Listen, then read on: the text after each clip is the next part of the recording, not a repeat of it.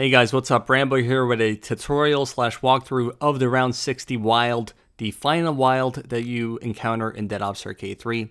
So after round 60, there's a portal, it takes you to the wild, and you're forced into first person here in the water. Just move around and you'll find your way out of there. And once you get into the land, it'll actually kick you out of first person shortly afterwards. So nothing really too important worth noting here other than a crawler spawn and a couple of wardens. Once you clear those guys and shoot the barrels here, there'll be a chest above you. Very good for points. Just be careful with the fireballs here. There's a lot of fireballs, just like the arena that precedes this. And if you make your way down, you'll see some barrels that you can shoot as well. You can also flip your camera right on the D-pad for the wilds, but I am playing on the default view here. So once you go up these stairs, you'll see a Nova Crawler spawn usually. Just clear it, take your time, and you'll see another chest. So actually this area to the left of me, if you guys can see down below to the left, is the Kaboom Room area from earlier in the game.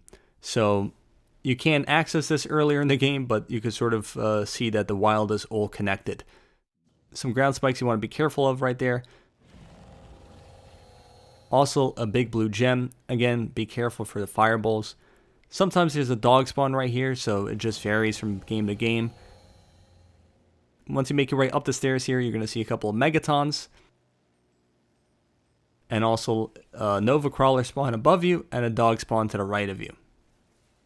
So just take your time here. There's really no rush. You want to play passively because you have splitters and megatons shooting stuff across the map at you. You don't want any silly deaths here. Once you clear them, there's going to be some spikes here and also some barrels that you can shoot. Just collect it. There might be something useful in there. To the right of me is a dog spawn, and the dog spawn is sort of unique, sort of in the bushes right there. It's unique because when you kill the spawn, sometimes the dogs are still stationary, sitting there, waiting to pounce on you if you get close, so just be careful. So I'm going to eliminate this Nova Crawler spawn here soon, and then I'm going to have my eyes set on that first person by the Fire Spitting Dragon. So I'm going to hop into first person, collect some of this gold, and make my way over here. I'm not going to go toward the Skeleton King. I'm going to go over here first. Make sure there's no dogs that are just sitting there. Okay, it looks clear. Gonna kill this bat spawn for the exceptional trophy room challenge. Some of you might need a bat kill. Bat spawn always there. And also another chest.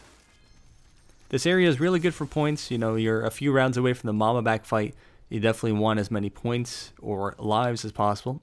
So I'm going to make my way, take a little detour here, and I'm going to transition to some co-op gameplay. Because this area is only really useful for co-op. There's a little pressure plate that my red teammate is going to stand on in the top left corner. That'll raise the lift down, or bring it down. You can access it from the top of the lift. You can't go from the bottom. It brings you up. You're going to see another pressure plate. You stand on it to bring the lift down. And then you'll see a spring pad right here that I'm going to take to get to the next platform.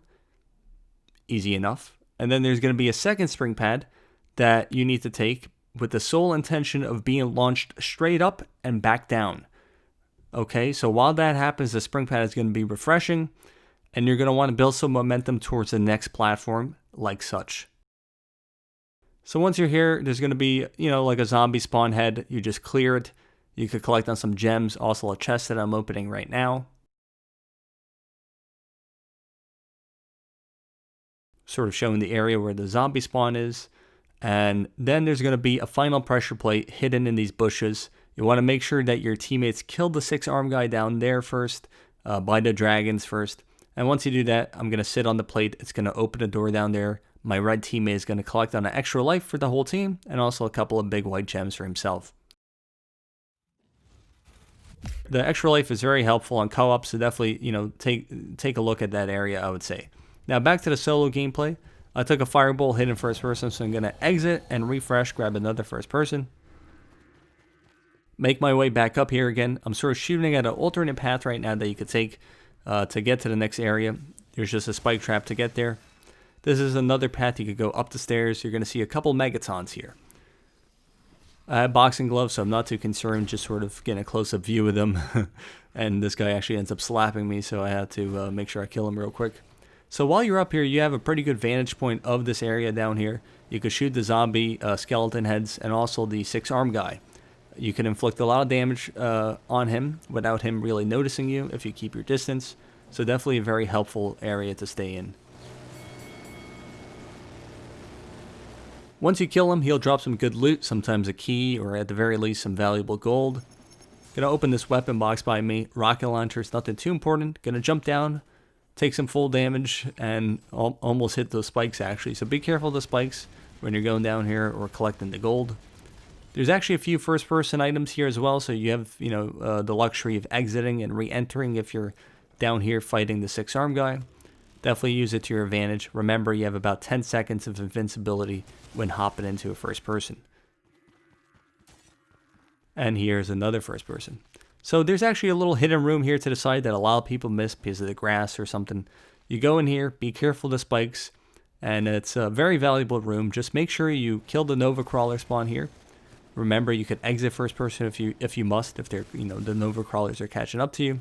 There's always going to be 2 nukes and 2 speed boosts here you could collect, so very valuable to stock up an armory before the boss fight. Also a chest for points. Also a thing that not a lot of people know about is you can actually look at the volcano area and early part of the wild from earlier in the game and actually shoot some of the zombie heads as well. So for example, here in a second I'm going to be shooting a dog spawn next to the 3rd dungeon entrance. That's going to give me about, with a 5 times multiplier, I'm going to make over 20,000 points right there. And there's actually a few other zombie head spawns you could shoot as well.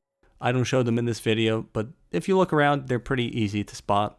And you could just sort of shoot and see if you're getting damage hit markers. So once you do that, you're going to make your way past these spikes again and enter into the Skeleton King boss fight. The boss fight is a forced first-person fight, so you can't exit first-person in here once you enter this room. Just make sure you clear these skeleton heads here. The skeletons are a bit pesky in first-person. You don't want them getting in the way, so get rid of them. Also, there'll be a couple wardens here in the area usually. And of course, the Skeleton King boss fight, part of the Exceptional Trophy Room Challenge, and you have to kill him in order to advance into the game. So definitely, take your time here. He's going to have a couple attacks. One of his attacks is where he sort of shoots explosives at you. You can actually shoot them while the projectiles are coming at you. I didn't do a great job of it right there, but you can actually shoot them while they're mid-air. They won't do too much damage to you either, typically. But here's his second attack where he slams sort of an orb and creates a bunch of spawners of skeletons, mini skeletons. Again, make sure you clear them. You don't want any issues with them. These enemies are from Ancient Evil. They got sort of the classic stop motion animation style to them, like you would see in films like Jason and the Argonauts. And going to be some barrels here and some chests that I open later. Again, just take your time with the skeleton. He doesn't pose too much of a threat. If he gets really close to you, you can sort of loop around him. He doesn't have too much of a ranged attack in terms of swiping you with his sword. Right there, I shot the explosives that he was shooting at me. So again, just take your time. I could sort of loop around him like that. The only thing that stopped me there was the warden. But I'm in pretty good shape. And once you kill him, he'll actually drop some loot as well, just like the 6-arm guy. Might get a key from him or some good gold. I see a present box here. I'm getting ready to boost through it because there's a free piece of armory. Some spiders, of course, so I boost through them, collect my boost. I'm back up to max arsenal. So up here, actually, by these spikes are possibly an extra life. I didn't see an extra life there, so I got out of there. But I'm actually going to come back and show it here in a second for the sake of demonstration. And a couple of chests right here that you could open for some good loot and multiplier.